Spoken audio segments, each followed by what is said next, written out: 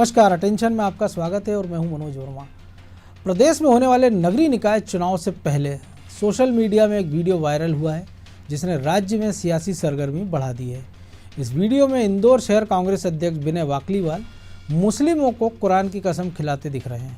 अब ऐसे आयोजनों को लेकर भाजपा लगातार कांग्रेस पर हमलावर है और कांग्रेस सफाई देते नजर आ रही है। आज हम इसी विषय पर चर्चा करेंगे, लेकिन उसके पहले देखिए कि कौन सा है वो वीडियो और क्यों शुरू हुई इस वायरल वीडियो पर सियासत। देखिए हमारी एक खास रिपोर्ट।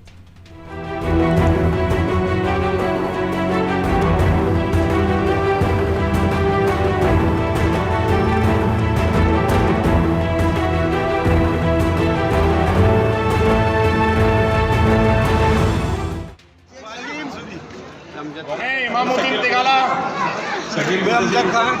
मुबारक मंसूर शपथ लेता हूँ कि मैं कांग्रेस पार्टी की नीति में विश्वास करता हूँ और कुरान की कसम खाकर कहता हूँ। विधानसभा चुनाव और बाद में उपचुनाव में वोटों की खातिर रामधुन गा रही कांग्रेस एक बार फिर अल्पसंख्यकों को रिझाने निकल पड़ी है। अब वोटों की खातिर नगरीय निकाय चुनाव से पहले उसके नेता कुरान की कसम खिला रहे हैं। ये वीडियो वायरल होने से कांग्रेस की परेशानी बढ़ गई है। पांचों में से जिसको टिकट मिलेगी, ठीक है, पांचों में और महापौर प्रत्याशी संजय शुक्ला के लिए ईमानदारी से काम करूंगा, भारी बहुमत से विजय बनाऊंगा। तो वहीं भाजपा को हमलावर होने का मौका मिल गया है। स्थानीय निकाय चुनाव में कांग्रेस को भितरघात का डर सता रहा है। यही वजह है कि पार्षद पद के दावेदारों को एकजुट करने के लिए मुस्लिम इलाकों में कुरान की कसम खिलाई जा रही है। यह वायरल वीडियो इंदौर के शहर अध्यक्ष विनय वाकलीवाल का है, जिसमें कांग्रेस के मेयर पद के संभावित प्रत्याशी विधायक संजय शुक्ला भी शिरकत करते नजर आ रहे हैं। वहीं मंगलवार सुबह एक और वीडियो वायरल हुआ है, जिसमें शहर कांग्रेस अध्यक्ष विनय वाकलीवाल कार्यकर्ताओं को हिंदू देवी देवता और भगवान महावीर के नाम पर शपथ दिलाते हुए दिख रहे हैं। तो वीडियो को डैमेज कंट्रोल की कोशिश के तौर पर देखा जा रहा है। ऐसे आयोजनों को लेकर अब भाजपा ने निशाना साधा है और वो इसे तुष्टीकरण की राजनीति बता रही है। वहीं शहर काजी ने भी मजहब के नाम पर राजनीति करने का आरोप लगाया है। इस बीच कांग्रेस नेता बचाव की मुद्रा में नजर आ रहे हैं।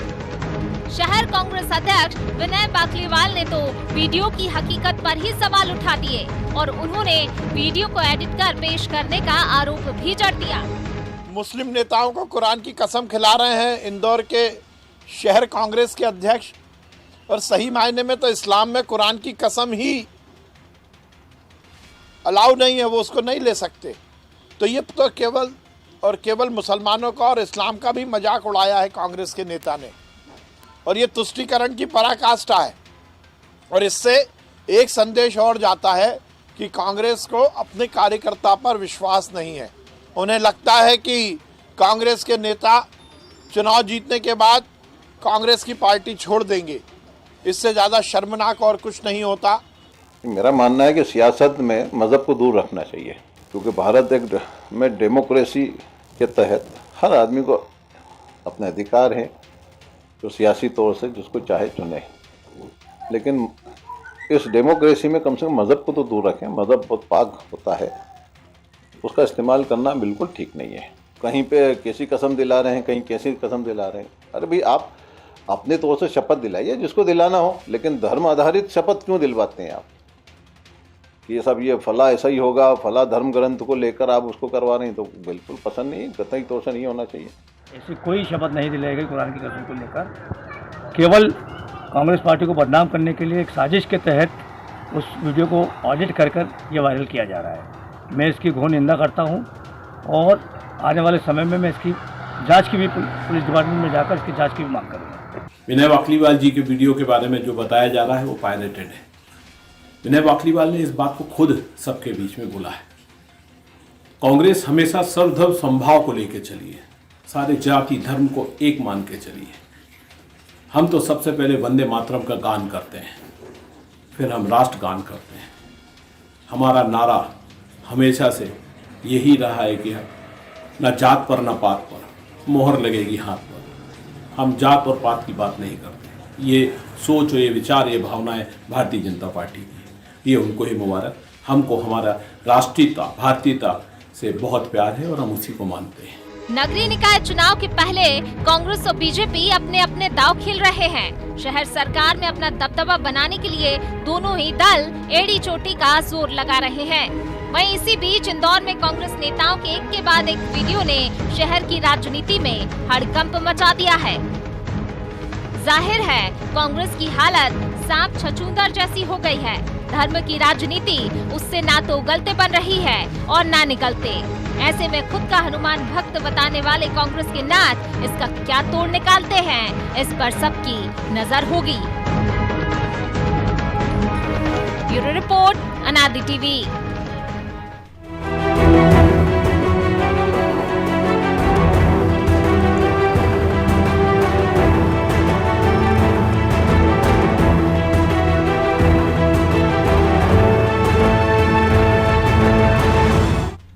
तो इसी मुद्दे पर और अधिक चर्चा के लिए हमारे साथ जुड़े हुए हैं अनादि टीवी के एसोसिएट एडिटर प्रभु पटेरिया और ब्यूरो हेड ब्रजेश चौकसी। प्रभु जी, सबसे पहले आपके पास साल 2018 कांग्रेस की राजनीति मध्य प्रदेश की अगर हम बात करें, क्योंकि बाकी जगह पे हमने देखा था, गुजरात कर्नाटक में भी राम मंदिर, ओरछा, महाकाल से शुरू हुई।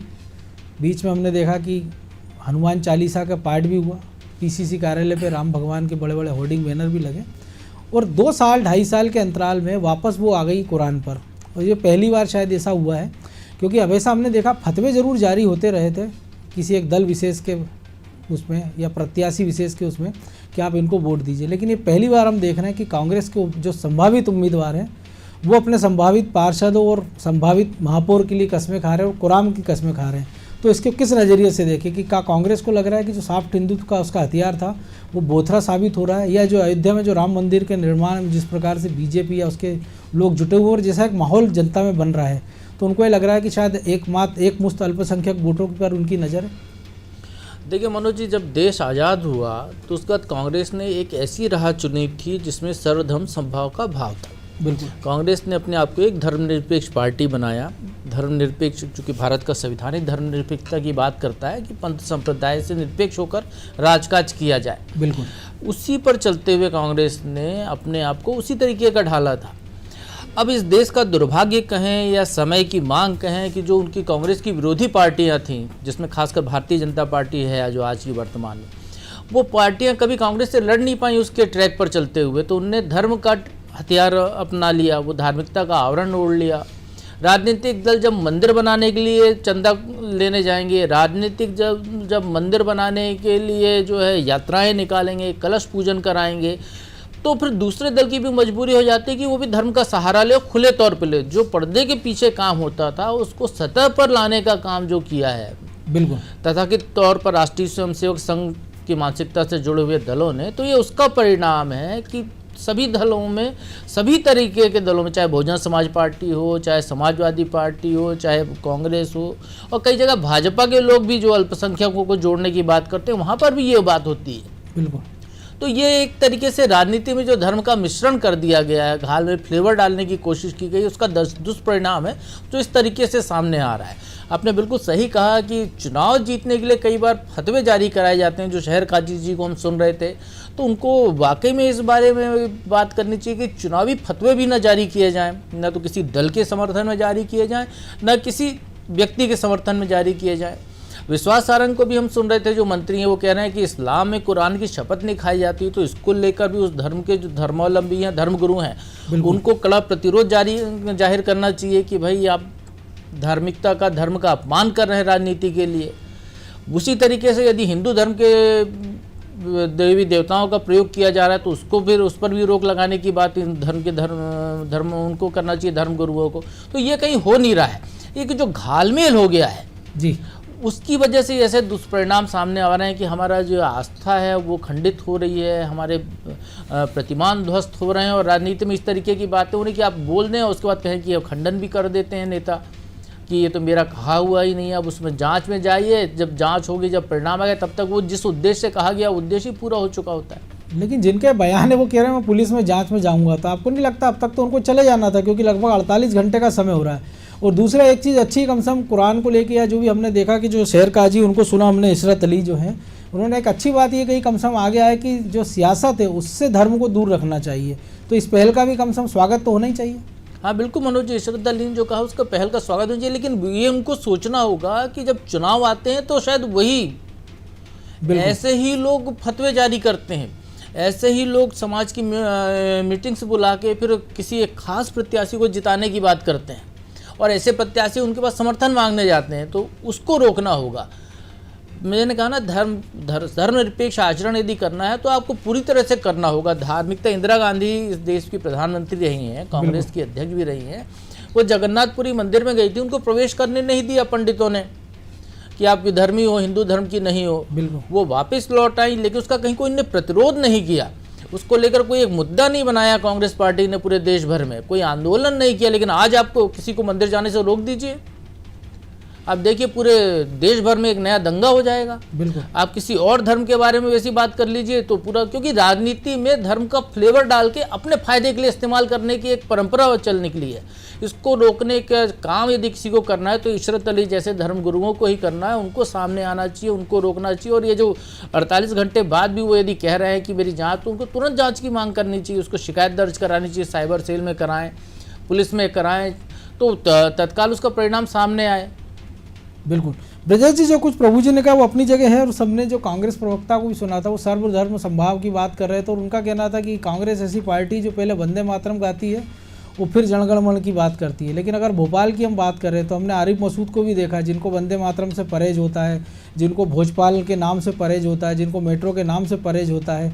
तो एक तरफ आप एक धर्म की आड़ में आप वोट मांग रही है पार्टी, और एक तरफ आपको जो राष्ट्रगान है, राष्ट्रगीत है, उससे परहेज होता है, जो हमारा आइकॉन है, फिर आप उसको भोजपाल को आइकॉन के रूप में देखिए, क्यों आप उसको हिंदू मुस्लिम के तराजू में तोल रहे हैं। और तीसरी बात ये कि अगर आप इस स्थिति में आ गए कि अब आपको ये बताना पड़ रहा है कि इन पांचों में से किसी एक को टिकट मिले तो धार्मिक आधार पर, यानी आपको ये डर अभी भी सता रहा है कि आपके जो जीते हुए लोग हैं उन पे आप भरोसा नहीं कर रहे। देखिए मनोज जी, जैसा प्रभु जी कह रहे थे कि राजनीति में धर्म का फ्लेवर डाला जा रहा है, तो अब किसी की मतलब विचार नहीं है, किसी का जैसे पार्टी की एक गाइडलाइन होती है, एक विचार होता है, किस विचारधारा पे चल रहा है, वो विचारधारा ही नहीं बची है। जैसे हम कांग्रेस की बात करें, यदि मध्य प्रदेश की बात करें तो अरुण यादव यहाँ पे प्रदेश अध्यक्ष थे, तो पहली बार वहाँ पे भाजपा को देखते हुए गणेश जी बिठाए गए कांग्रेस कार्यालय में।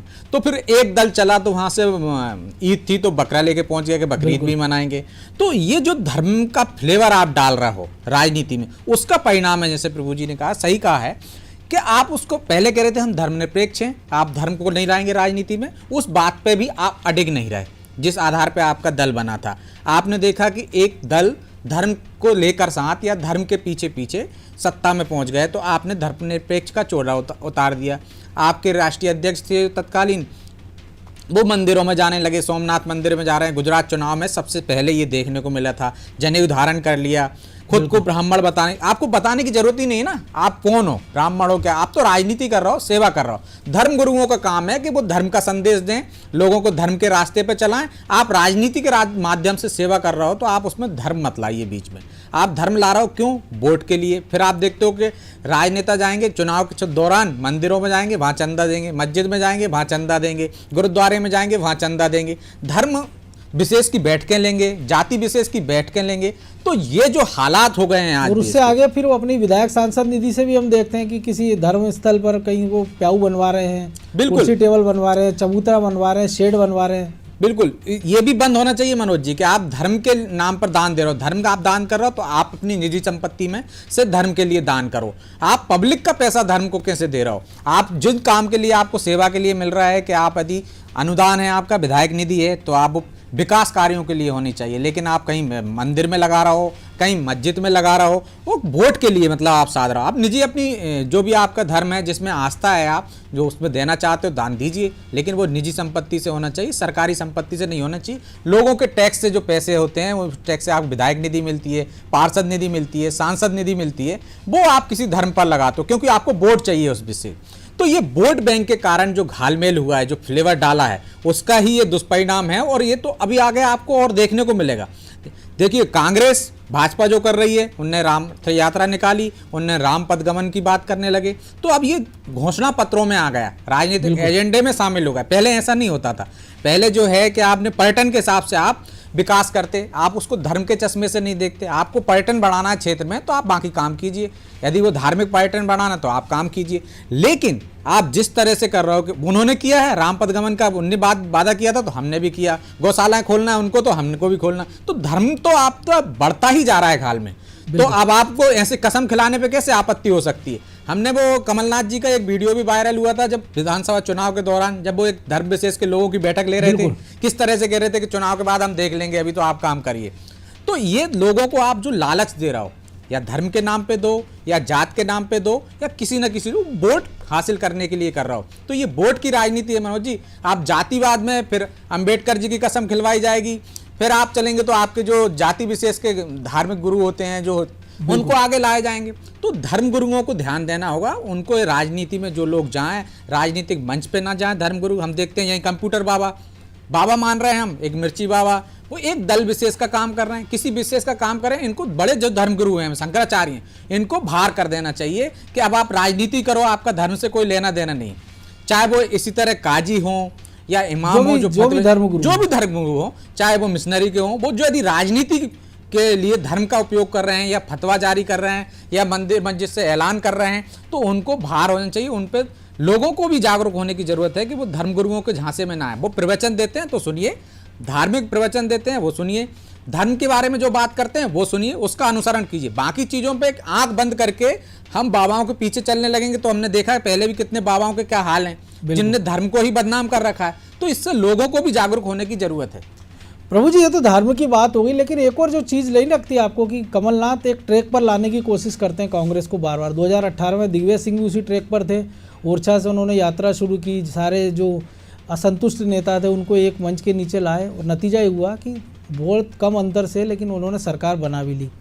अब जबकि कांग्रेस ट्रैक से उतर गई, पटरी से उतर गई, ये सिंधिया बाहर हो गए, अब दो बड़े नेता बचे हैं कांग्रेस में, दिग्विजय सिंह और कमलनाथ। कमलनाथ तो उसी लाइन पे चल रहे हैं, वो राम भक्त भी हैं, हनुमान भक्त भी बन रहे हैं, वो हनुमान चालीसा भी करते हैं, ट्विटर का हैंडल भी चेंज कर लेते हैं, पीसीसी में पोस्टर भी लगवा देते हैं। जैसे वो सॉफ्ट हिंदुत्व पे वो थोड़े और आगे बढ़ते हैं तो दिग्विजय सिंह कील हथौड़ा लेके पहले से मौजूद रहते हैं। फिर वो राम मंदिर पे सवाल उठाते हैं, वो कहते हैं कि बस उनके जो समर्थक है पीसी शर्मा, वो कहते हैं कि साहब राम मंदिर के लिए चंदा तो जुटाएंगे लेकिन आप ऐसे नहीं दीजिए, उनके खाते में दीजिए। तीसरे जो उनके खास आदमी हैं कांतिलाल भूरिया, वो कहते हैं कि राम मंदिर के लिए जो चंदा मांग रहे हैं वो तो शराब पी लेते हैं। और जो चौथे थे उनके दुश्मन की कैटेगरी में रख सकते हैं जो उनसे आहत हैं, अरुण यादव, उनके भाई सचिन यादव इस किसान आंदोलन के बीच डब्बा लेके चंदा मांगते फिर रहे हैं। तो एक आदमी ऐसा है कि ऐसा लग रहा है कि एक कांग्रेस को दो लोग, एक पीछे से धक्का लगा रहा है, एक आगे से धक्का लगा रहा है, कांग्रेस वहीं खड़ी है। अब जो दाएं बाएं के लोग हैं वो कोई इसका टायर उखाड़ रहा है, कोई इसका स्टीयरिंग उखाड़ रहा है। तो उस स्थिति में कांग्रेस को पहुंचा दिया है कि वो माया मिली ना राम, क्योंकि राम के भी आप नहीं हो पा रहे और उधर दूसरे धर्म पे आपको शंका की नज़र से देख रहा है। इसका नतीजा हमने उत्तर लोकसभा चुनाव में भोपाल में भी देखा और मध्य प्रदेश में भी देखा। देखिए मनोज जी, बिल्कुल आपने जो बताया कांग्रेस का चरित्र वैसा ही हो गया है मध्य प्रदेश में खासकर। लेकिन इस सब के लिए यदि कोई, जैसे मैंने पहले भी कहा, इस सब के लिए यदि कोई जिम्मेदार है तो वो पार्टी जिम्मेदार है जिस तरीके के बनकर सत्ता हासिल करने की कांग्रेस कोशिश कर रही है। बिल्कुल, कांग्रेस का धर्मनिरपेक्ष चरित्र लंबे समय तक रहा है। कमलनाथ उसी धर्मनिरपेक्ष चरित्रवादी कांग्रेस में रहे, लेकिन उनको धार्मिकता ओढ़ने की जरूरत मध्य प्रदेश आकर पड़ी, क्योंकि मध्य प्रदेश में भाजपा लगातार 3 चुनाव से सरकार बना रही थी उसी धर्म का आवरण ओढ़ने वाली। तो उनको उसकी काट के लिए वो धार्मिकता का आवरण ओढ़ना पड़ा, उनको हनुमान जी की बड़ी प्रतिमा बनानी पड़ी, उनको अपने आप को हनुमान भक्त साबित करना पड़ा।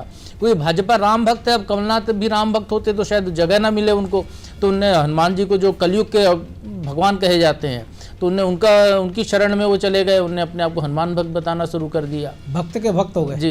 क्योंकि ये कहा जाता है कलयुग में राम का नाम जपने से ज़्यादा हनुमान का नाम जपने का फायदा होता है। तो कमलनाथ जी को शायद किसी पंडित ने बताया होगा तो उन्होंने हनुमान जी को पकड़ लिया। दिग्विजय सिंह जी अपने ट्रैक पर हैं और दिग्विजय सिंह ने गलत बिल्कुल भी नहीं कह रहे हैं मनोज जी। अभी यदि वो कह रहे हैं तो ये बताइए कि सोमनाथ मंदिर बना, कौन सी राजनीतिक दल ने चंदा इकट्ठा किया? बिल्कुल, देश में इतने सारे बड़े बड़े मंदिर बने, कौन सा राजनीतिक दल के लोग रसीद कट्टा लेकर चंदा निकालने गए? लेकिन वो एक और चीज है ना, भारतीय जनता पार्टी वो सवाल उठा रहे हैं वहां तक भी ठीक है ट्रैक पर, लेकिन वो चेक भी भेज रहे हैं। हाँ जी, वो चंदा दे रहे हैं क्योंकि वो अपने आप को कहते हैं कि वो सनातन धर्मी है, हिंदू हैं, उनकी आस्था है मंदिर में, वो चेक भी भेज रहे हैं, लेकिन उनने उस भारतीय जनता पार्टी के रसीद कट्टे वाले को नहीं दिया, उनने प्रधानमंत्री को भेजा कि जिस भी खाते में जा रहा हो आप वहाँ डाल दीजिए। वो चाहते तो मतलब आप समझ रहे सीधे हो कि बैंक में डाल इतना सकते थे, नादान लेकिन है। उसको वो प्रचारित करना चाहते थे, इसलिए उनने वहाँ पर वो भेजा। तो ये जो है सियासी दलों को धार्मिक मामलों में जो आकर वोट बैंक पॉलिटिक्स करते हैं, ये उसका बहुत बड़ा उदाहरण राम मंदिर को लेकर जो चंदा वसूली का अभियान जो चल रहा है, या चंदा एकत्रित करने का जो अभियान चल रहा है वो है। इसमें राष्ट्रीय स्वयंसेवक संघ के इतने सारे अनुसांगिक संगठन हैं, उन सबको लगा लेते, शायद कोई दिक्कत ना होती दिग्विजय सिंह को भी, लेकिन भारतीय जनता पार्टी को केवल इसलिए लगाया गया कि वो चेहरा है जिसको आगे चलकर मध्य प्रदेश में नगरीय निकाय चुनाव में वोट मांगने जाना है, जिसको उत्तर प्रदेश में अगले चुनाव में उतरना है, जिसको आने वाले लोकसभा चुनाव में पूरे देश में वोट मांगने जाना है, जिसको तमिलनाडु में वोट मांगने जाना है। तो इसलिए जो है उन्होंने उस पार्टी को आगे कर दिया। अब ये देखिए कि आरएसएस वाले या वनवासी कल्याण परिषद के लोग चंदा इकट्ठा करने नहीं जाते हुए दिखाई देते हैं। बिल्कुल, जितने भी जो जाते हुए दिखाई देते हैं भारतीय जनता पार्टी या वैसे ही कोई संगठन है जो उनका, उसके लोग दिखाई देते हैं, बजरंगी जिनको कहते हैं, तो उस तरीके के लोग चंदा इकट्ठा करने जा रहे हैं। तो ये कहीं ना कहीं भारतीय सोची समझी रणनीति के तहत भारतीय जनता पार्टी को ये हथियार सौंपा गया राम मंदिर का कि उसको वोट बैंक में कन्वर्ट करे। तो राम के नाम की तिजारत यहाँ भी हो रही है, वहाँ भी हो रही है। मनोज जी, मैंने पहले भी कहा था कि जो किसी भी भारतीय जनता पार्टी को यदि कहीं विनय बाकलीवाल कोई कसम दिला रहे हैं कुरान की, तो भारतीय जनता पार्टी को आपत्ति जताने का हक नहीं है। बिल्कुल, आपत्ति जताने का हक उस धर्म के लोगों को है, उस धर्म के धर्म गुरुओं को है, वो आपत्ति जताएं। लेकिन एक शुरुआत तो कांग्रेस अगर हम देखें इंदिरा गांधी से लेकर राजीव गांधी तक या तमाम सारे कि एक ना एक बाबाओं का संगत उनके साथ जुड़ी रही है। तो इसको भारतीय भी जनता कांग्रेस पार्टी नकार में नहीं भगवा सकती। वालों को ही और- आप ये और देखिए कि बिना इंदिरा उनके गांधी की भाजपा चुनाव तस्वीर हम नहीं जीतती। देखें कि रुद्राक्ष की माला है वो धार्मिक पहचान के तौर पर उन्होंने कभी छुपाने की कोशिश भी नहीं की। मनोज जी, उसका प्रचार भी नहीं किया गया। इंदिरा गांधी को किसी बाबा ने या अपनी श्रद्धा से कोई रुद्राक्ष की माला पहनती थी तो उनने ऐसी माला निकाल कर कभी किसी को दिखाया नहीं उनने कि जो है ये माला मैं इसलिए पहनी हुई हूँ कि मैं हिंदू हूँ। ये कहने की ज़रूरत नहीं पड़ती, क्योंकि आपके आचरण से, आप जिस भी आस्था को मानते हैं, आपके आचरण से वो अपने आप प्रकट होता है। बिल्कुल, आपका चरित्र अपने आप दिखाई देता है। ये यदि आपको प्रचारित करने की ज़रूरत पड़ रही है तो इसका मतलब है कि आप उसकी तिजारत कर रहे हैं जी। और वो नहीं होनी चाहिए। इसको लेकर चाहे सारे दल के नेताओं को विचार करना चाहिए कि धर्म को राजनीति से अलग करें, नहीं तो हमारे जो आज की जो परिस्थितियां पैदा हो गई हैं ये और दिन ब दिन बिगड़ती चली जाएंगी। एक तरीके का ये कहें कि ये राजनीतिक आतंकवाद है धर्म के ऊपर। जो अफगानिस्तान में बामियान की मूर्तियों को ध्वस्त किया गया, उस तरीके से हमारे प्रतिमान अपने आप ध्वस्त हो रहे हैं, क्योंकि उनको देखते हुए लोग मंदिरों में जाने से बच रहे हैं, क्योंकि वहाँ पर वो दूसरे लोगों का कब्जा है, उसी तरीके के लोग हैं। एक तरीके के जो दिग्विजय सिंह जी या कांतिलाल भूरिया आरोप लगा रहे हैं, जिसका कोई प्रमाण नहीं आया है सामने, लेकिन उन्होंने एक आरोप लगाया जिसकी हम भी चर्चा करें, क्योंकि वो प्रचारित हुआ कि वो राम मंदिर का चंदा लेकर लोग दारूखोरी कर लेंगे। तो ये हमारी जो आस्था है उसमें कहीं ना कहीं क्षरण करने की कोशिश की जा रही है। इन सब को रोकना है तो धर्म का राजनीति में घालमेल पूरी तरह बंद करना होगा। बिल्कुल, बड़ी बात है। अब इसके लिए देखना पड़ेगा कैसे होता है। लेकिन ब्रजेश जी, एक और बात है कि क्या मान लिया जाए कि कांग्रेस ने एक सेल्फ गोल खेल दिया है? देखिए मनोज जी, कांग्रेस ने सेल्फ गोल खेला है नहीं, लेकिन अभी राजनीति में कांग्रेस भी धर्म को ले आई है। तो वो जो भले ये मुकर्रा हूँ, लेकिन ये पर्दे के पीछे आज नहीं पहले भी होता रहा है। ये किसी व्यक्ति विशेष ने, किसी पार्षद के उम्मीदवार ने अपने लिए कर लिया कि कांग्रेस, उसे उम्मीद होगी कि टिकट मिलेगा तो मैं जीत जाऊं। वैसे भी ये होता रहा है, वो होता रहेगा। अब वो सार्वजनिक होने लगा है, क्योंकि ये दौर सोशल मीडिया का है, तो आपके पास ये वायरल हो गया। ऐसे कई दौर आप जब देखेंगे चुनाव के दौरान ऐसे होते हैं, बंद कमरों में होते हैं, कई बार वायरल होते हैं और चुनाव आयोग तक जाते हैं कि उन्होंने धर्म का सहारा लिया और उस पर एक्शन भी होता है। चाहे हम विधानसभा चुनाव में देख लें, चाहे लोकसभा चुनाव में देख लें, बड़े बड़े प्रत्याशी करते हैं। ये तो नगरीय निकाय के चुनाव की तैयारी है, तो उसे हम दिख रहे हैं इस तरह से लिए। लेकिन बंद कमरे में भी धर्म की बात होती है, धर्म का हवाला दिया जाता है, धर्म ग्रंथों की कसमें दिलाई जाती हैं। प्रत्याशी तो अपने परिवार की कसम दिला जाते हैं, भैया आपको आपके माता पिता की कसम है, हमें वोट देना। बिल्कुल, तो कसम खिलाने की जो चलन है वो तो लगातार चली आता है, लेकिन कसम खिलाने से क्या आपको वोट मिल जाते हैं? यदि कसम ही इतनी महत्वपूर्ण होती मनोज जी, तो अदालतों में लोग कुरान की कसम भी खाते हैं, गीता की कसम भी खाते हैं, तो सही इंसाफ वहीं हो जाता। झूठ बोलता ही नहीं आदमी, कसम खा के भी झूठ बोलता है, और कसम खाने के बाद ये वोट देगा ये भी कहीं नहीं लिखा। फतवे जारी होते हैं तो आप देखते हो क्या पूरी एक बिरादरी, एक कौम क्या पूरा वोट भी उनको कह दे सकते हैं देती। कि बहुत सारे नहीं, लेकिन नेताओं को तो कम से कम रोज कौवे काटते हैं। हाँ, नेताओं को रोज कौवे काटते रहते हैं, उनको दिल्ली तसल्ली हो जाती है कि हाँ अब इतने वोट तो मुझे मिल ही जाएंगे, लेकिन ऐसा होता नहीं है। भले ही आप धर्म का खालमेल करोगे तो जिस तरह प्रभु जी कह रहे हैं ना, क्षरण कर रहे हो, आप कस्में खिला रहे हो, आदमी मानता नहीं है तो फिर आप धर्म का ही क्षरण कर रहे हो, लोगों की आस्था से खिलवाड़ कर रहे हो। वो यहाँ हो रहा है और राजनीति में यदि इसी तरह से चलता रहा तो आगे भी और होता हुआ दिखेगा आपको। बिल्कुल, निश्चित रूप से हम भी यही उम्मीद करेंगे कि राजनीति में धर्म का इस्तेमाल बंद हो, लेकिन अब ये तो राजनेताओं को सोचना है। बहरहाल अब समय और इजाज़त नहीं देता है। आप दोनों का बहुत शुक्रिया। तो जिस प्रकार से राजनीति और धर्म का घालमेल हो रहा है वो देश में कोई अनूठी बात नहीं है, लेकिन जिस प्रकार से नीचे के स्तर तक अब इसको पहुंचाया जा रहा है, जैसा कि प्रभु जी ने भी कहा है कि इससे धर्म का क्षरण हो रहा है, तो इसके लिए धर्म गुरुओं को भी आगे आना होगा। क्योंकि हम कोई जब वेब सीरीज़ होती है उसमें धार्मिक भावनाओं को आहत किया है या सामाजिक भावनाओं को या किसी जाति धर्म की भावनाओं को आहत किया जाता है तो हम सड़क पर उतर आते हैं। लेकिन जब इस प्रकार के नज़ारे आते हैं कि जब आपको कुरान की कस्में खिलाई जाए, गीता की कस्में खिलाई जाए या वोट डालने के लिए कस्में खिलाई जाए तो हम चुप्पी मारकर बैठ जाते हैं। तो ये जो चुप्पी है वो समाज के लिए भी खतरनाक है और धर्म के लिए भी खतरनाक है। तो उम्मीद की जाना चाहिए कि नागरिकों को भी इसके लिए आगे आना होगा, राजनीतिक दलों को पहल करना होगी और धर्म गुरुओं को भी इसके लिए एक अभियान चलाना होगा। तभी धर्म का क्षरण रुकेगा, राजनीति का क्षरण रुकेगा और आम आदमी को इसका लाभ होगा। अटेंशन में आज इतना ही। मुझे दीजिए इजाज़त और आप देखते रहिए अनादि टीवी। नमस्कार।